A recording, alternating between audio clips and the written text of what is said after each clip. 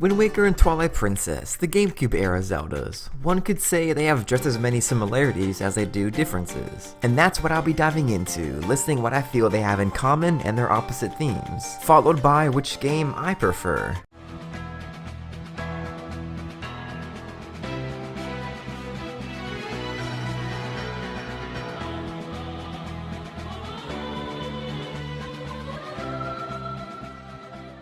What's good, guys? It's Edible Incredible, and to start off, let's cover some similarities. Obviously, they both had a release on the GameCube for one, but Twilight Princess also launched on the Wii. They both share the same antagonist, Ganondorf, but in two separate realities of his life. Both show his death, one to a boy who assembled the Triforce of Courage, and the other to the Hero of Time's descendant. You could say Ganondorf has a pet to do his dirty work in both, Zant and the Helm Rock King. Both versions of Hyrule are plagued by its past in their own ways. The Great Flood and the botched execution both set up an opportunity for Ganon, but his desires in each game are oddly very different. In Twilight Princess, he wishes to merge the two worlds to get revenge on the Hylians. In the Wind Waker, he wants Hyrule to return to bring back his past. But now that I think about it, the outcome of draining the Great Sea would inevitably merge the sea's populace with Hyrule, similar to how the Tweely invaded Hyrule. I swear, these games are polar opposites, and I friggin' love it. Both have ghost figures who help Link, the King of Red Lions, and the Hero Shade. And these are just two of many Ocarina references found in these games. The two Links are very different personality-wise, but their motives are similar, setting out to save your family and friends. But I guess you could say that for any Link, other than Breath of the Wild's, who didn't really have an initial motive, other than just recovering his memories. The green tunic is passed down in both games, by the Light Spirit in one, and by the people of Outset Island in the other. Speaking of their contrasting personalities, the moment they receive the tunic is a prime example of this. The hero of Twilight appears to be shocked, while the hero of Wind seems excited.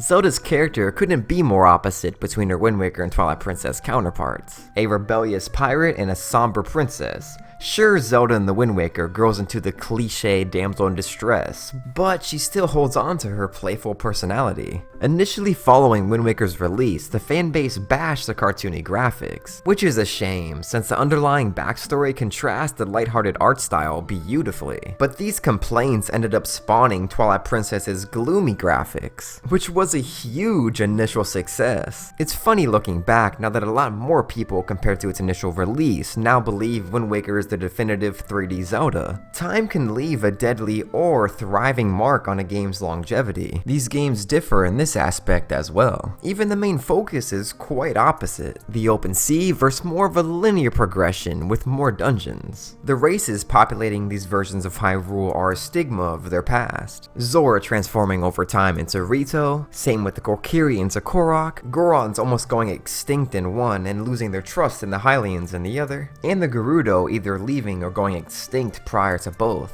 Population as a whole is blind to the collapsing Twilight, and on the Great Sea, the traditions of the old Hyrule Kingdom are so spread out from island to island that it feels like they're all their own country now. The prosperity of each reality's past is slowly fading, other than the three that'll inevitably reunite the old once again. But even these three can't officially bring back what binds them together, the Triforce. With each passing game on the Zelda chronology, the knowledge of the Triforce seems to slowly fade with time leading up to Breath of the Wild, which just might be what my next theory will be about. But back to these games. Throughout this video, I went through the similarities and differences, and now I'm gonna give my 2 cents. When I first beat Twilight Princess, I didn't feel it was anywhere close to my favorite Zeldas. But I must say, it seems like each time I replay this game, it just gets better. The character development and dungeon design are definitely the high points. And for the Wind Waker, it sold me from the start. Just the overall charm this game gives off is so awesome. Some people complain about the amount of sailing, but it never really got old for me. Even if I decided to boot up the game right now, the Great Sea theme is one of my favorite overworld tracks. But I do have to agree with the popular opinion that the Triforce hunt is pretty lame. Like, come on, just add one more dungeon instead. And Twilight Princess's dungeons definitely outmatch Wind Waker's. Overall, it's just a matter of what you prefer in your Zelda game. Dungeons, linearity, open world, or side quests. These games shine in a different way from one another, but for the better. If every Zelda game focused on a similar mechanic, they wouldn't feel fresh from each other. I myself prefer the backstory development of Ganon, and what the world has to offer in the Wind Waker. Which game would you give the edge to? Let me know below, and as always, I hope you all stay hype, my homies. Peace!